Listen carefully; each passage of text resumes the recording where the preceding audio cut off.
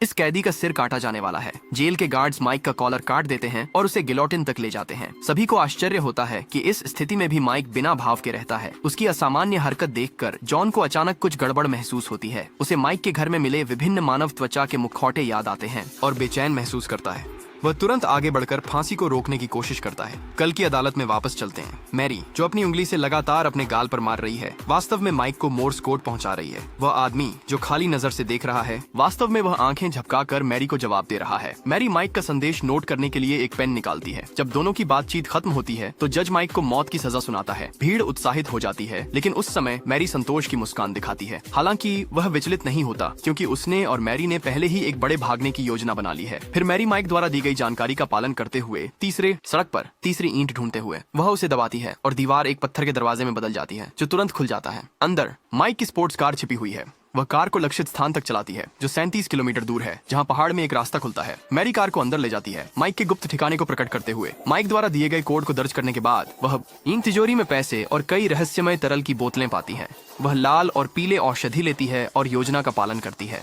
फिर मैरी नगर निगम जाती है, एक शानदार पोशाक पहनकर न्याय मंत्री से मिलने, जो लंबे समय से उससे प्यार करता है। मंत्री एक प्रेमी की तरह, कुत्ते की तरह मैरी के आकर्षण से आसानी से प्रभावित हो जाता है। वह उसके कान में कुछ फुसफुसाती है और वह उसकी सभी मांगों को मानने के लिए तैयार हो जाता है। मैरी मेज पर रखा अखबार उठाती है। माइक की फांसी की खबर पढ़ते हुए वह यह देखने की इच्छा जाहिर करती है कि शैतान वास्तव में कैसा दिखता है। मंत्री हैरान शुरू में इनकार करता है, लेकिन अंततः सहमत होते हुए जोर देते हैं कि वह उसके साथ जाएंगे। उसी रात दोनों जेल चले जाते हैं और जॉन जेलर को यह कहकर मनाने में सफल होते हैं कि वे पूछताछ के बहाने माइक से मिलना चाहते हैं। वे तीनों पूछताछ कक्ष में प्रवेश करते हैं। 30 मिनट बाद जॉन ठंडे तरीके से बाहर आते हैं, ये कहते हुए कि माइक था, ये कुछ भी जवाब नहीं दे रहा था और वह उससे कुछ भी नहीं निकाल सका। वार्डन आ बढ़ते हैं, ये बताते हुए कि माइक हमेशा से ऐसा ही रहा है जब से जेल में आया है। लगातार सीधे चेहरे से रहता है और एक शब्द भी नहीं कहता। जब दरवाजा बंद होता है, मैरी मंत्री को एक दवा का इंजेक्शन लगाती है, जिससे वह बेहोश हो जाता है। फिर वह उपयोग करती है एक